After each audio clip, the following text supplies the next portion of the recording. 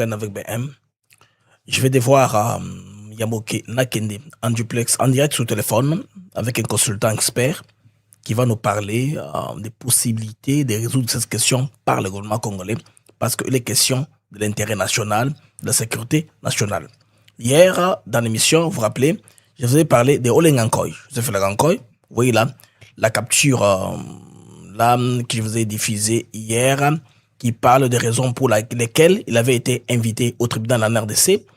Il avait publié sur son compte Twitter, un rapport accablant contre le gouvernement. De plus en plus, on remarque qu'il y a des publications ayant son nom qui publient soit en faveur des Kabound, des Katumbi, tout ça, des gens qui sont contre les changements de la Constitution. Mais là, ce qui a fait qu'ils puissent interpeller, c'est la capture faisant allusion à des morts.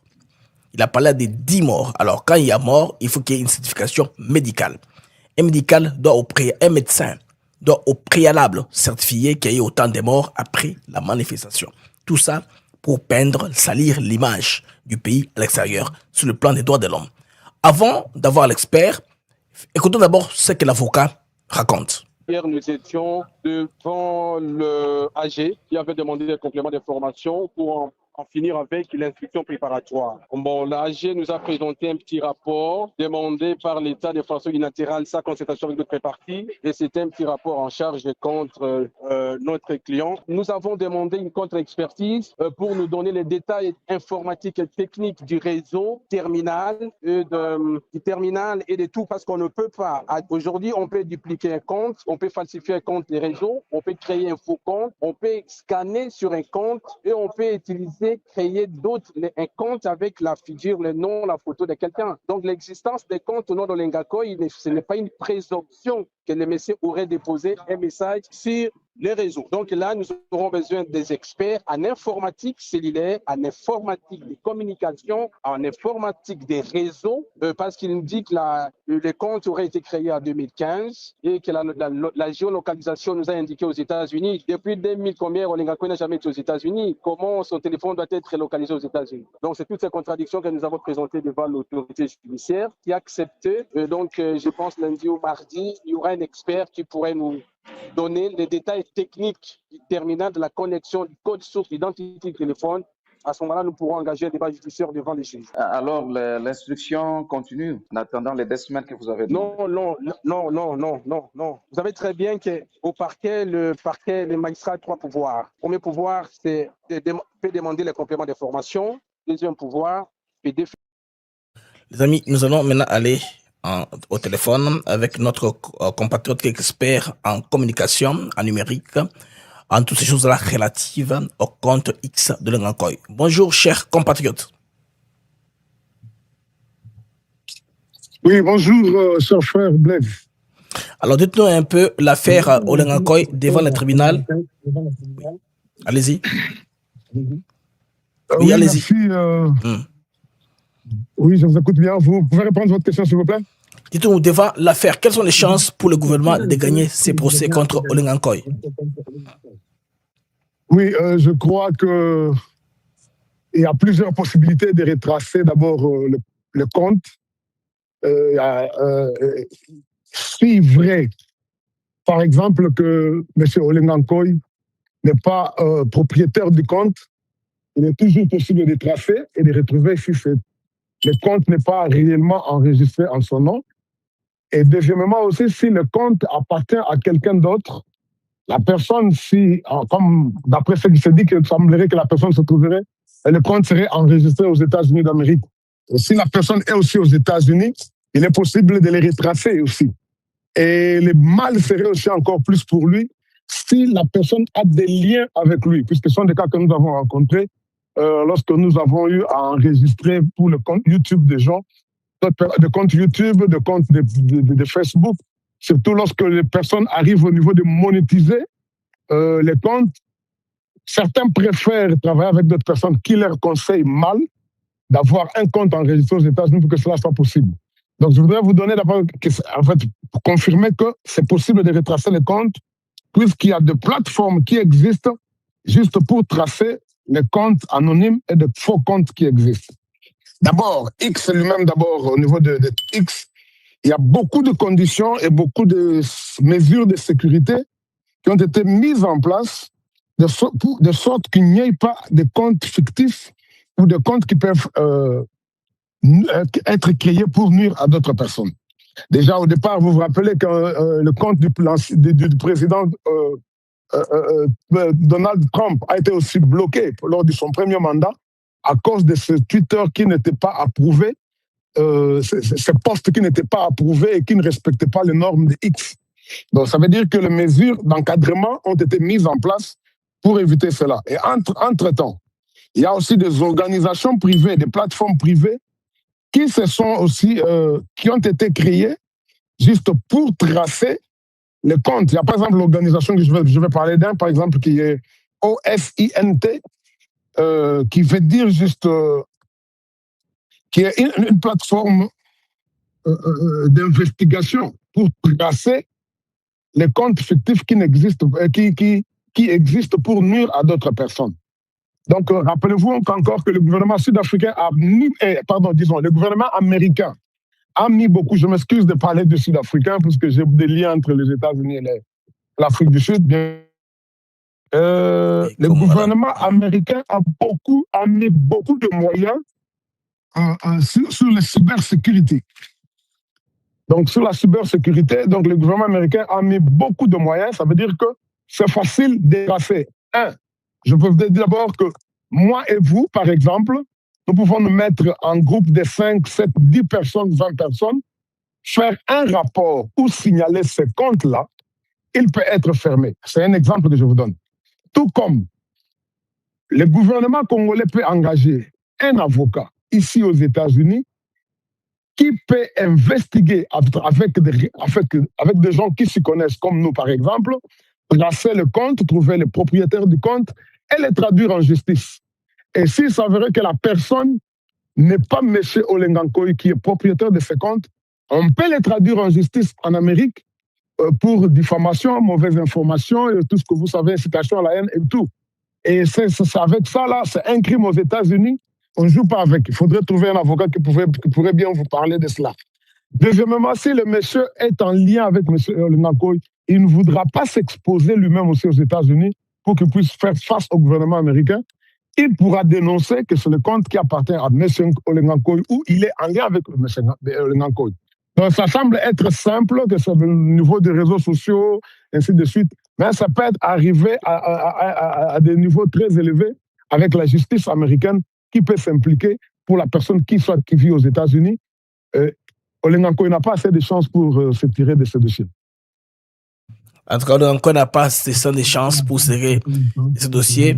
Sous un point de vue tellement purement technique, vous encouragez le gouvernement congolais à ouvrir une instruction judiciaire pour permettre, n'est-ce pas, parce que c'est l'État qui a porté plainte, parce qu'il a parlé de 10 morts et au-delà. Oui, c'est un dossier sérieux, oui, puisque prétendre déjà qu'il y a 10 morts, c'est un problème sérieux. Il s'agit de morts d'hommes. On ne peut pas laisser comme ça. Même nous qui sommes congolais, on n'acceptera pas qu'il y ait 10 morts d'hommes sans que le gouvernement fasse quelque chose. Et si c'est une fausse information, le gouvernement doit se justifier et le gouvernement doit suivre de près. D'où est-ce que M. Olengankoy a tiré ces infos, ce genre d'informations pour les publier et les mettre sur la place publique? Deuxièmement, ça nuit la crédibilité du gouvernement. C'est le gouvernement qui est touché et puis c'est pas une bonne information pour le pays de toutes les façons. Alors, vous, en tant que... Donc, ça veut dire que le gouvernement... Ouais. En tant que technicien, Olengankoy a sollicité ses avocats, une contre-expertise. De qui ils vont avoir cela? Parce que je me rappelle au Congo, la mort de Chérébien Okende. On a dit non, on veut des enquêtes indépendantes. Alors que le juge au niveau du Congo, sur base de ses études faites et de sa compétence, avait abouti à une conclusion. Maintenant, eux, en allant à chercher une contre-expertise, auprès de qui ils vont la chercher? Ok, c'est une bonne question. Je voudrais d'abord revenir à ce que j'ai dit tout à l'heure. Il suffit seulement que le gouvernement congolais trouve un avocat en Amérique. D'abord, la première étape, c'est de tracer, c'est ça même les termes techniques qu'il faut, tracer l'auteur ou le responsable du compte X qui a publié ces éléments. Tout le monde peut le faire. tu peux le faire, moi je peux le faire. Quiconque peut trouver ça, peut faire cela. Je vous ai donné le nom d'une plateforme qui s'occupe de cela tout à l'heure. Donc ça veut dire qu'on peut utiliser ces plateformes. Il y en a plusieurs qui n'appartiennent même pas au gouvernement américain, qui sont des privés qui existent en Amérique pour tracer même les emails, les numéros de téléphone. On peut retrouver et tracer facilement. Deuxièmement, il y a le law enforcement des États-Unis qui travaille en collaboration avec le FBI et d'autres organisations. Je crois que vous vivez en Amérique, vous comprenez ce que veut dire le law enforcement. Oui. C'est la police, c'est le FBI, c'est les services de renseignement de l'État qui peuvent suivre en fond et trouver ces informations. Rappelez-vous que lorsque nous créons un compte, soit YouTube, Facebook ou X, il y a toujours une case que nous cochons à la fin, qu'il faut cocher toujours, en fait, ce qu'on dit terms and conditions. Condition liability. Voilà. Voilà. Dès que tu acceptes ça, ça veut dire que tu acceptes que le gouvernement, en cas de problème, tes informations peuvent être livrées au gouvernement ou au law enforcement. Les gens ne lisent pas. Les gens croient que c'est de l'aventure. Donc, ça veut dire que si y a un compte qui a déjà au-delà de 200 000 abonnés, c'est un compte qui doit être certifié, c'est un compte qui peut produire l'argent, c'est un compte qui est peut-être monétisé. Donc, et à ce niveau, il y a les données bancaires, il y a des coordonnées de l'immigration, puisqu'il faut qu'un compte comme ça ne peut pas fonctionner sans qu'il y ait rêve de legal stay dans un pays. Si c'est en condition que ce ne soit pas un compte qui est monétisé ou comme nous avons dit, un compte certifié. Si ce n'est pas un compte certifié, là, il y a encore des questions. Mais de toutes les façons, un compte X, depuis un temps, il y a beaucoup de conditions pour qu'un compte X puisse fonctionner et faire plusieurs publications et avoir plusieurs abonnés. Sinon, ça va être considéré comme un compte de scammer. Le compte des scammers avec X, il n'y a pas de blague. Donc, voilà, il y a deux organisations qui ne jouent pas avec ça. Donc, X a une sécurité très élevée, il y a un suivi très élevé, et tant que vous faites une bêtise avec le compte X, c'est tout à l'heure et tout de suite là que le compte sera frozen ou carrément suspendu pour toujours. Donc, il y a des responsabilités. Oui, allez-y. Oui, allez-y. Oui, non, vas-y avec YouTube. Termine avec YouTube. Oui, voilà. Je disais qu'il y a aussi YouTube, qui lorsque vous signalez, j'ai connu des cas personnellement, où j'ai eu à traiter avec des gens qui ont republié, qui ont en fait des images fuitées, filmées depuis, je donne un exemple, filmées en 2009-11, et la personne a pris le luxe de republier l'image sans l'autorisation du propriétaire en 2014-2015. J'étais parmi les gens qui ont suivi le dossier de près. Nous avons d'abord, pour éviter de criser, on s'est dit, bon, on est Congolais, mais quand même, on a demandé à YouTube de bloquer les éléments. Les éléments ont été bloqués. Et comme la personne avait l'image, il a encore republié dans un autre compte. Et il a même justifié, elle a voulu mentionner auprès de YouTube que les images lui appartenaient. Et ça nous a permis à demander à YouTube ce qu'on appelle une confrontation. Et à l'époque, je me rappelle, je vivais en Afrique du Sud, et la personne était en Belgique. Et YouTube a voulu organiser une confrontation auprès de l'État au niveau de la Belgique. Et la personne devait avoir ses avocats pour justifier. Et finalement, la personne a jeté l'éponge. Et imaginez-vous déjà au niveau de YouTube, c'est comme ça. Et à combien plus forte raison en Amérique est un cas qui implique les morts avec X. Donc ça veut dire que ce n'est pas un dossier simple comme les gens prétendent. Ça peut aller à des niveaux très compliqués, comme je l'ai dit tout à l'heure. Donc, moi et toi, et d'autres personnes, pouvons retracer l'auteur du compte. Et si ça complique, nous pouvons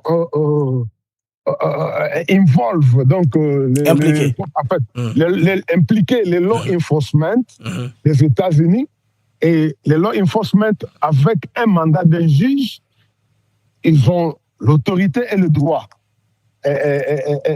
d'approcher X, et X, lorsqu'il voit déjà un mandat d'un juge, c'est ça même la loi, il va exposer l'auteur du compte. Donc ça, ce que je dis, ça veut dire que si le gouvernement congolais, aujourd'hui, se décide d'engager un avocat en Amérique, donc tout de suite, on va tomber sur sa personne qui, soi-disant, est le propriétaire du compte en Amérique. Si ce n'est pas réellement M. Olengankoy, c'est une personne qui vit en Amérique, il sera tracé et il sera traduit en justice et justifier les morts au Congo. Puisque d'abord, pour raison de diffamation, le compte sera d'abord suspendu ou fermé carrément catégoriquement, puisque lorsqu'on diffuse de mauvaises informations, X ne badine pas avec. Et deuxièmement, c'est un crime. La diffamation, c'est un crime dans ce pays. Ça peut coûter la prison à la personne qui a publié des fausses informations. Incitation à la haine, même déjà, si on voit tout ce qu'il y a dedans. Il y en a plusieurs. Donc, ils peuvent coûter cher à l'auteur de ce compte X qui a publié des informations. Et puis, je voulais revenir. Ça veut dire que si ce compte n'appartient pas à M. Olenga Nkoyi, appartient à un monsieur qui vit aux États-Unis, la personne peut être retracée et traduite en justice. Si il n'est pas en connexion avec Olenga Nkoyi, il fera sa justice seul. Donc, s'il est en contact avec Olenga Nkoyi, automatiquement, il est impliqué et il est, comment je peux dire, il est un collaborateur direct et Olenga Nkoyi va encore se retrouver. Et si la personne arrivait à avouer qu'il a reçu les informations et l'autorisation de M. Olenga Nkoyi pour publier les informations qu'il a publiées, ça veut dire que M. Olenga Nkoyi va encore tomber dans son propre piège. Et ça risque d'être encore grave, parce que c'est aux États-Unis, et il sera touché aussi par le gouvernement américain, il sera dans la liste des FBI, le département d'État va s'en occuper. En tant que politicien, ça risque de l'écouter encore grave. Il serait mieux que ça soit géré au niveau du pays, s'il y a accepté, s'il y a demandé une contre-investigation, ça risque de l'écouter trop cher. Ah donc, l'avocat Nkoyi, un conseil d'un technicien, un expert qui a résolu beaucoup de cas. Donc, quand vous avez une idée, regardez dans votre tête, écrivez dans votre agenda. Mais quand vous mettez ça en ligne, sur les réseaux sociaux, il y a une responsabilité et une conséquence. C'est ce que vous voulez dire en conclusion. Ouais, c'est ce que je voulais dire tout à l'heure, que ceux qui pensent que les réseaux sociaux sont des plateformes de jeux, on peut tout faire comme on veut, on retrace toujours, on retrouve toujours des informations et les gens ne savent pas que la case qu'ils cochent en dernière minute avant de soumettre l'application finale, il y a des éléments dedans qu'il faudrait lire et comprendre. On donne le pouvoir, X ne publie pas, publie tes informations, mais X n'expose pas tes détails personnels, mais sauf qu'en cas de problème, X peut fournir tes informations au law enforcement.